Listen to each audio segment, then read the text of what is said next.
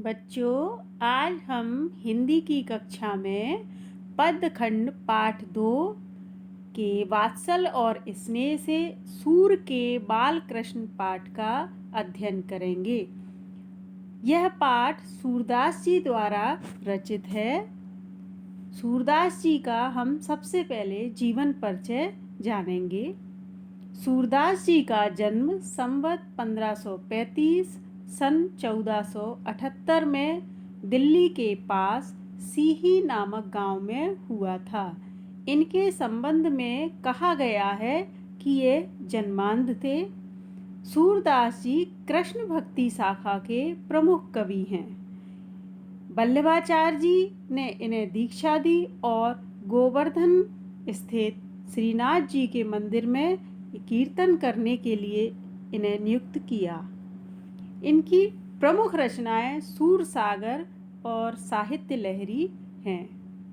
भावपक्ष: इन्होंने कृष्ण के बाल चरित्र का स्वाभाविक, अनूठा एवं मनोवैज्ञानिक सरस वर्णन किया है। इनकी रचनाओं में श्रृंगार के दोनों पक्षों, संयोग और वियोग का मार्मिक चित्रण है। सूरदास जी की भक्ति सखा भाव लिए हुए थी। कृष्ण को सखा मानकर ही उसने समस्त बाल लीलाओं और प्रेम लीलाओं का वर्णन किया है। कला पक्ष: आपकी रचनाएं ब्रज भाषा में है। अलंकारों का सहज स्वाभाविक प्रयोग हुआ है। करुण और हास का दुर्लभ एक रस रूप सूर के काव्य में ही सुलभ है। इन्होंने मुक्तक गेय पदों की रचना की है।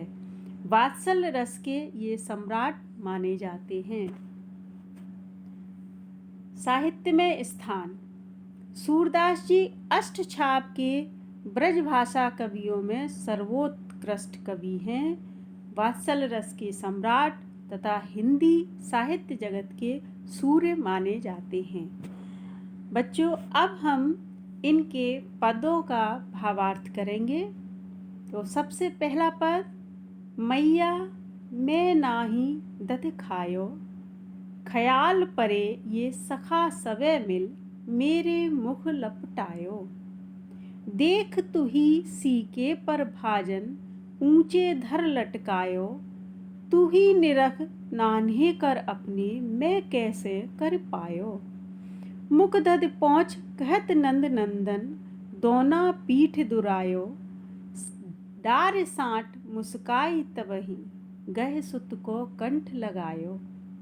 बाल विनोद मोद मन मोहो, भक्ति प्रताप दिखायो, सूरदास प्रभु जसमत के सुख, शिव बिरंच बौरायो। अब इसका हम भावार्थ करेंगे। तो इस पद में बाल कृष्ण अपनी माता यशोदा से अपने प्रति की गई दही खाने की शिकायत को बड़े ही सहज भाव से नकार रहे हैं कि मैया मैं नाही दधि खायो, कि माता यशोदा से कहते हैं बाल कृष्ण कि मैया मैंने दही नहीं खाया है। ख्याल परे, ख्याल परे यानी याद आ रहा है। ये सब सखा मिले मेरे मुख लपटायो, मुझे याद आ रहा है कि इन सभी सखाओं ने मिलकर मेरे मुख पर दही लपेट दिया है। देख तू ही सीके पर भाजन, ऊंचे धर लटकायो, मैया तू ही देख, भाजन माने बर्तन, कि मैया तू ही देख कि यह बर्तन, दही का बर्तन कितने ऊंचे सीके पर लटका हुआ है। तू ही निरख नान्हे कर अपने, मैं कैसे कर पायो। मैया तू ही देख, नान्हे कर यानी छोटे छोटे हाथ, कि मेरे इतने छोटे छोटे हाथ हैं, मैं यह दही का बर्तन कैसे उठा लूँगा।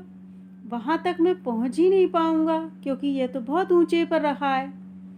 मुख दद पहुँच कहत नंद नंदन, दोना पीठ दुरायो, और अपने हाथ का दोना पीठ के पीछे छुपाते हुए अपने हाथ एक हाथ से दही का मुंह पोंछते हुए नंद नंदन यानी कृष्ण अपनी बात को यशोदा माँ से कह रहे हैं। डांट डार साट मुस्काई तबही, गह सुत को कंठ लगायो।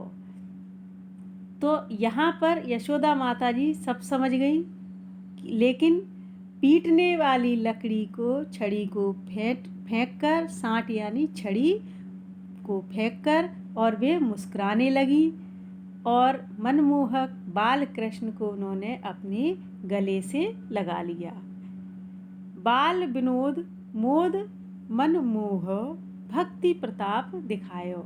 श्री कृष्ण के बाल विनोद मन के आनंद ने माता यशोदा के मन को मोहित कर लिया। सूरदास प्रभु जसमति के सुख, शिव बिरंच बोरायो।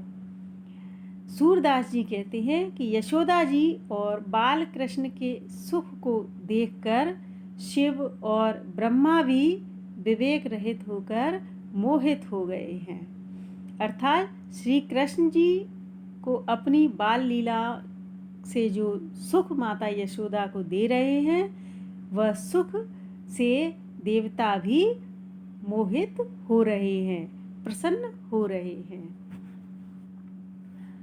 इस पद में बालकृष्ण अपनी माता यशोदा से अपने प्रति की गई दही खाने की जो शिकायत को नकारते हुए इतनी चतुराई से और बाल सुलभ उत्तर देते हैं, इसी का वर्णन किया गया है। काव्य सौंदर्य ब्रज भाषा का इसमें प्रयोग किया गया है, अनुप्रास अलंकार है और वात्सल रस इस पद में पूरी तरह से दिखाई देता है।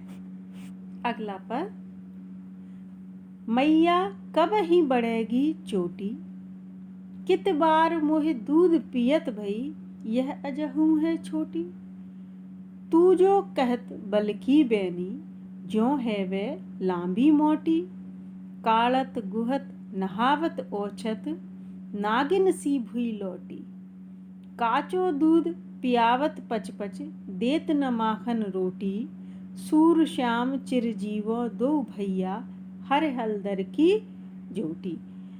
यह पद में श्री कृष्ण अपनी माता यशोदा से बार बार यह शिकायत कर रहे हैं कि माँ, तुम मुझे बहुत दूध पिलाती हो रोज रोज, लेकिन मेरी चोटी तो अभी भी छोटी ही है, वो तो बढ़ ही नहीं रही।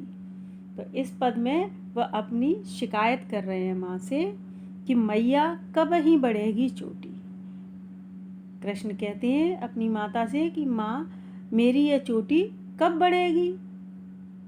कित बार मोहे दूध पियत भई, यह अजहू है छोटी। वह अपनी माता से कहते हैं कि मुझे कितनी ही बार दूध पीते हुए कितना समय हो गया, लेकिन मेरी यह चोटी तो अभी तक छोटी है, और तुम तो कहती हो कि रोज दूध पियो तो यह चोटी बढ़ जाएगी। काड़त गुहत नहावत ओछत, नागिन सी भुई लोटी। और तुम तो ये कहती हो कि चोटी बलदाऊ जैसी लंबी मोटी हो जाएगी, और काढ़ते में नहाते में नागिन की तरह लंबी मोटी काली हो जाएगी, पर ये तो बढ़ ही नहीं रही है। काचो दूध पियावत पचपच, देत न माखन रोटी। तुम मुझे कच्चा दूध बहुत अधिक मात्रा में पिलाती हो, बार बार पिलाती हो, और माखन रोटी मुझे खाने को नहीं देती हो, तो मेरी चोटी तो फिर भी नहीं बढ़ रही है। सूर श्याम चिरजीवो दो भैया, हर हलदर की जोटी। जोटी यानी जोड़ी।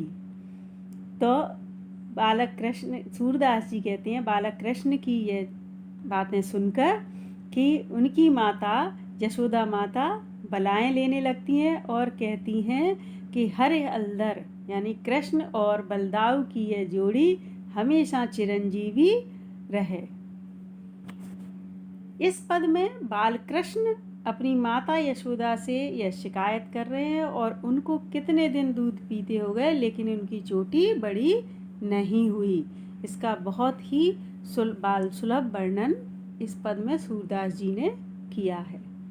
काव्य सौंदर्य इस पद में बच्चों को बहाने से दूध पिलाने के तथ्य को बहुत अच्छे से उजागर किया है कि बचपन में माँ उनको दूध किन किन बहानों को बनाकर पिलाती थी। यह वर्णन इस पद में बहुत अच्छे से किया है। ब्रज भाषा का सुंदर प्रयोग हुआ है। पुनरुक्ति, प्रकाश और उपमा अलंकार का प्रयोग इसमें किया गया है। अगला पद, मैया मोहे दाऊ बहुत खिजायो, मोसों कहत मोल को लीनो, तोहे जसमत कब जायो।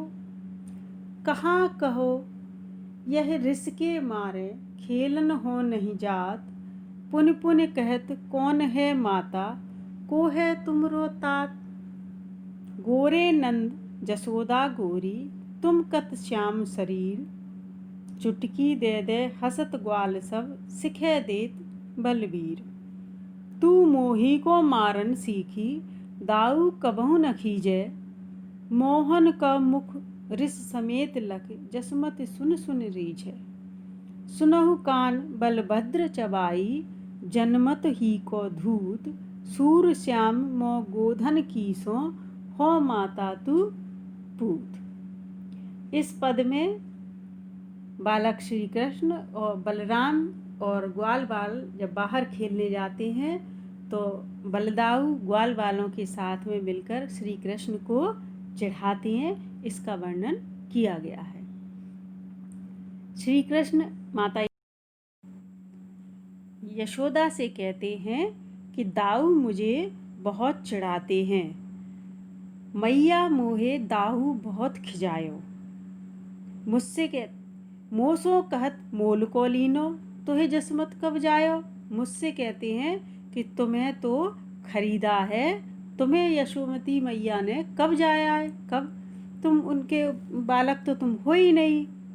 कहा कहो यह रिसके मारे, खेलन हो नहीं जात। मैं क्या बताऊं, इस गुस्से के कारण तो मैं अब खेलने भी नहीं जाता।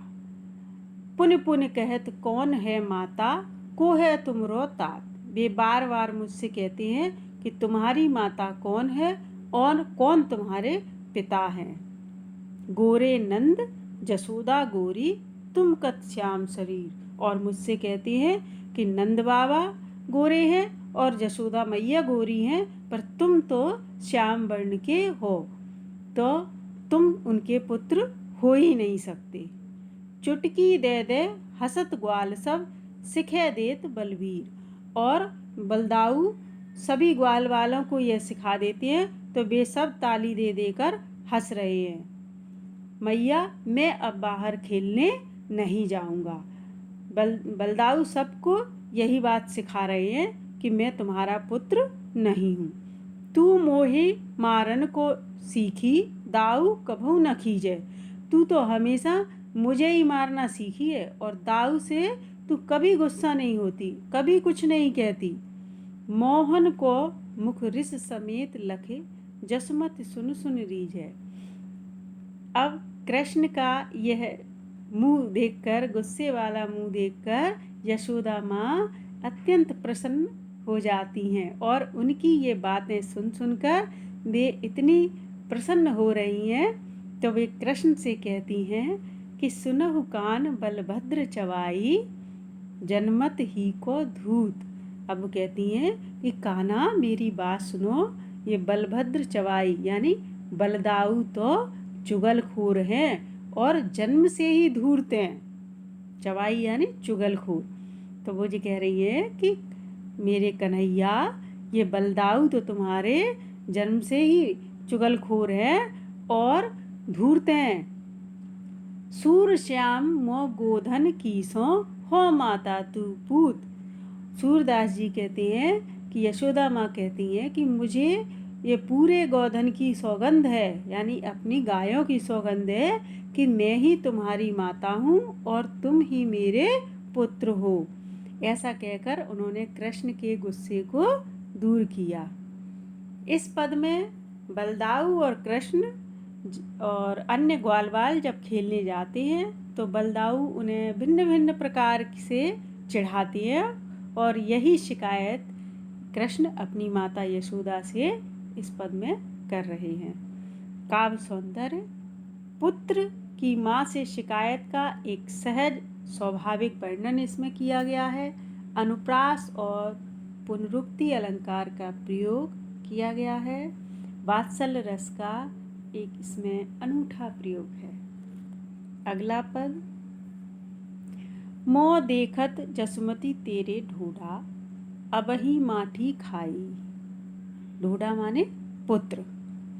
यह सुन के रिस कर उठ धाई, बाह पकड़ ले आई। इन कर सो भज गहे काड़े, कर एक कर लीने साटी। मारती हो अबही कन्हैया, वेग न उगल्यो माटी। ब्रज लड़का सब तेरे आगे, झूठी कहत बनाई। मेरे कहे नहीं तू मानत, दिखरावो मुख बाई। इस पद में बालक कृष्ण, ग्वाल वालों ने बालक कृष्ण की शिकायत माता यशोदा से कर दी कि कान्हा ने मिट्टी खाई है, और उसका वर्णन इस पद में किया गया है। तो मोह देखत जसमत तेरे ढूढ़ा, अबही माटी खाई। कृष्ण के साथ जो ग्वाल वाल खेल रहे थे, उन्होंने यशोदा माँ से कहा कि माँ, इनका कान्हा का मुख देखो, तेरे ढूढ़ा यानी तुम्हारे पुत्र ने अभी मिट्टी खाई है। यह सुन के रिस कर उठ धाई, बाह पकड़ ले आई। जब माता ने अन्य ग्वाल वालों की यह बात सुनी तो उन्हें गुस्सा आ गया। ऋषि यानी गुस्सा आया और वे उठकर बाहर आई और उन्होंने कृष्ण की बाह को कसकर पकड़ लिया और अंदर ले आई। इन करसों भज गह काड़े, कर एक कर लीने साटी। और उन्होंने कहीं यह भाग न जाए, इसलिए उन्होंने उनकी बाह को कसकर पकड़ लिया और हाथ में एक मारने के लिए छड़ी ले ली। मारते हो अबही कन्हैया, बेग न उगलो माटी। माता यशोदा कहती हैं कि मैं अभी तुम्हें मारूंगी अगर तुमने जल्दी से मुंह से मिट्टी नहीं उगली तो। ब्रज लड़का सब तेरे आगे, झूठी कहत बनाई। अब जब उन्होंने देखा कि माँ यशोदा गुस्सा हो रही है, नाराज हो रही है, तो उन्होंने कृष्ण ने अपनी माँ यशोदा से कहना शुरू किया कि माँ, ये सब ब्रज के ग्वारपाल, लड़का माने सारे लड़के, ये सब तेरे आगे एक झूठी बात आकर शिकायत मेरी करते हैं। मैं जानता हूँ कि तू मेरी बात नहीं मानेगी, मेरे कहे नहीं तू मानत। तो मैं तो अच्छी तरह जानता हूँ कि तू मेरी बात कभी नहीं मानेगी। दिखरावो मुख बाई। और उन्होंने अपना मुंह खोलकर माँ को दिखा दिया कि देखो कहाँ है मिट्टी इसमें। बहुत अच्छा और सुलभ वर्णन इसमें किया गया है, बाल सुलभ चेष्टाओं का, कि कान्हा ने मिट्टी खाई है। ऐसा ग्वाल वालों ने शिकायत आकर माँ से की, लेकिन कृष्ण ने भी माँ को इतनी सुलभ अपनी भाषा में वर्णन, माँ से शिकायत का निराकरण किया। कृष्ण की काव्य सौंदर्य, कृष्ण की बाल सुलभ चेष्टाओं का इसमें वर्णन किया गया है। और बच्चे, जो छोटे बच्चे मिट्टी खाते हैं, इस तथ्य को बहुत अच्छे से सूरदास जी ने उजागर किया है। अनुप्रास अलंकार इस पद में है। बच्चों, अभी हमने इस पाठ का वाचन किया, अर्थ को समझा। आशा है आपको पूरा अर्थ समझ में आ गया होगा। तो अब हम गतिविधियां करते हैं। तो पहली गतिविधि, जिसमें कुछ प्रश्न दिए हैं हमने, इनका उत्तर एक वाक्य में लिखना है। प्रश्न 1, कृष्ण ने दही का दोना कहाँ छिपा लिया? प्रश्न 2, दूध पीने से चोटी बढ़ती है, यह सुझाव कृष्ण को किसने दिया था? प्रश्न 3, सूरदास किस भाषा के कवि हैं? प्रश्न 4, मोसो कहत मोल को लीनो, यह कथन किसने कहा है। आप सभी अपनी कॉपी पेन में उठाकर इन प्रश्नों को लिखें और इनके उत्तर को अभी मैं बताऊंगी, उससे जांच कर लें।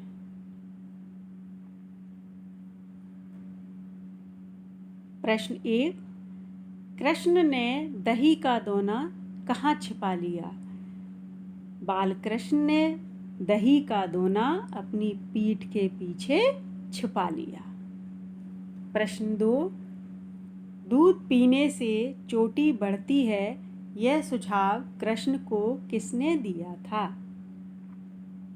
दूध पीने से चोटी बढ़ती है, यह सुझाव यशोदा माँ ने कृष्ण को दिया था। प्रश्न 3, सूरदास किस भाषा के कवि हैं। सूरदास ब्रज भाषा के कवि हैं। मोसो कहत मोल को लीनो, यह कथन किसने कहा है। यह कथन बलदाऊ की शिकायत करते हुए कृष्ण ने यशोदा माता से कहा है। अब गतिविधि 2, निम्न शब्दों के मानक रूप लिखिए। शब्द हैं किति, दोऊ, जायो, सिखें, सो, हों, लरिका, कांचो। किति का मानक रूप है कितनी, दोऊ दोनों, जायो जन्म, सिखें सीख, सो सौगंध, हों मैं, लड़का लड़का, काचो कच्चा। आपने मिला लिए होंगे बच्चों मानक रूप। अब प्रश्न 2, निम्नलिखित पंक्तियों में अलंकार पहचान कर लिखिए। काड़त गुहत नहावत ओछत, नागिन सी भुई लौटी। दूसरा है काचो दूध पियावत पचपच, देत न माखन रोटी। तो पहली पंक्ति है काड़त गुहत नहावत ओछत, नागिन सी भुई लौटी। यहाँ उपमा अलंकार होगा। उपमा अलंकार की परिभाषा है, हम इसे ऐसे पहचान सकते हैं कि जहाँ एक वस्तु या प्राणी की तुलना अत्यंत सादृश्य यानी उसके समान प्राणी से या वस्तु से की जाती है, तो वहाँ पर उपमा अलंकार होता है। यहाँ पर नागिन सी भुई लौटी यानी चोटी की तुलना नागिन की तरह की जा रही है, तो यहाँ पर उपमा अलंकार हम कहेंगे। दूसरा है काचो दूध पियावत पचपच, देत न माखन रोटी। इसमें होगा पुनरुक्ति प्रकाश अलंकार। पुनरुक्ति प्रकाश अलंकार जब किसी शब्द को लगातार 2 या 2 से अधिक बार हम दोहराते हैं तो वहाँ पुनरुक्ति प्रकाश अलंकार होता है। जैसे यहाँ दिया है पच पच, पच पच 2 बार आया है, तो यहाँ पर क्या होगा पुनरुक्ति प्रकाश अलंकार। जैसे किसी और उदाहरण देखें हम तो जल्दी जल्दी, यहाँ वहाँ, तो यहाँ हम ऐसे जब शब्द आते हैं तो हम पुनरुक्ति प्रकाश अलंकार कहते हैं। अब आपके लिए गृह कार्य है बच्चों, आपने पूरा पाठ समझ लिया है। अब हम कुछ प्रश्न आपको दे रहे हैं जिन्हें आपको अपनी कॉपी पर लिखना है और उनके उत्तर आपको इस पाठ से ढूंढकर लिखना है। प्रश्न 1, अपने को निर्दोष सिद्ध करने के लिए कृष्ण ने यशोदा को क्या क्या तर्क दिए। प्रश्न 2, गोरे नंद जसोदा गोरी, तुम कत श्याम शरीर, यह पंक्ति किसने किससे और क्यों कही। प्रश्न 3, मुंह से मिट्टी निकालने के लिए यशोदा ने कौन सा उपाय किया। प्रश्न 4, कृष्ण माता यशोदा से बलदाऊ की क्या क्या शिकायत करते हैं। एक बार मैं इन प्रश्नों को आपको हल्की सी थोड़ा सा बता दूंगी कि इनके उत्तर क्या कैसे लिख सकते हैं हम, फिर आप उन्हें अपनी कॉपी पर लिख लें। तो पहला प्रश्न है, अपने को निर्दोष सिद्ध करने के लिए कृष्ण ने यशोदा को क्या क्या तर्क दिए। इसमें हम लिख सकते हैं कि मैंने दही नहीं खाया बल्कि ग्वाल वालों ने मेरे मुंह पर लपेट दिया है। दूसरा पॉइंट हम लिख सकते हैं कि दही का बर्तन बहुत ऊंचे छीके पर रखा हुआ है, मेरे हाथ छोटे छोटे हैं और वह छीके तक नहीं पहुंच सकते। प्रश्न 2, गोरे नंद जसोदा गोरी तुम कत श्याम शरीर, यह पंक्ति किसने किससे और क्यों कही।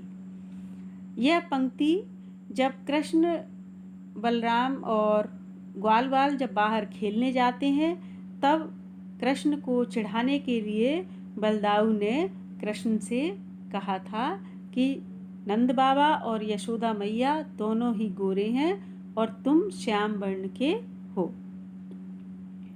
प्रश्न 3, मुंह से मिट्टी निकालने के लिए यशोदा ने कौन सा उपाय किया। तो कृष्ण ने जब मिट्टी खाई तो उनके मुंह से मिट्टी निकालने के लिए यशोदा माँ ने उनकी कसकर बाँह पकड़ ली और मारने के लिए हाथ में एक छड़ी उठा ली थी, जिससे कि डर के मारे कृष्ण मुंह से मिट्टी बाहर निकाल दें। प्रश्न 4, कृष्ण माता यशोदा से बलदाऊ की क्या क्या शिकायत करते हैं। कृष्ण माता यशोदा से शिकायत करते हैं कि बलदाऊ मुझे बहुत चढ़ाते हैं, मुझसे कहते हैं कि तुम्हें तो खरीदा है, तुम माता यशोदा और नंद बाबा के पुत्र नहीं हो, क्योंकि माता यशोदा और नंद बाबा तो दोनों गोरे हैं और तुम्हारा रंग सांवला है। इस तरह से बलदाऊ की वे शिकायत करते हैं। आशा है बच्चों आपको यह पाठ समझ में आया होगा। आप सभी प्रश्नों को अपनी कॉपी पर लिख लें और उन्हें अच्छे से तैयार कर लें। फिर मिलेंगे हम अगली कक्षा में।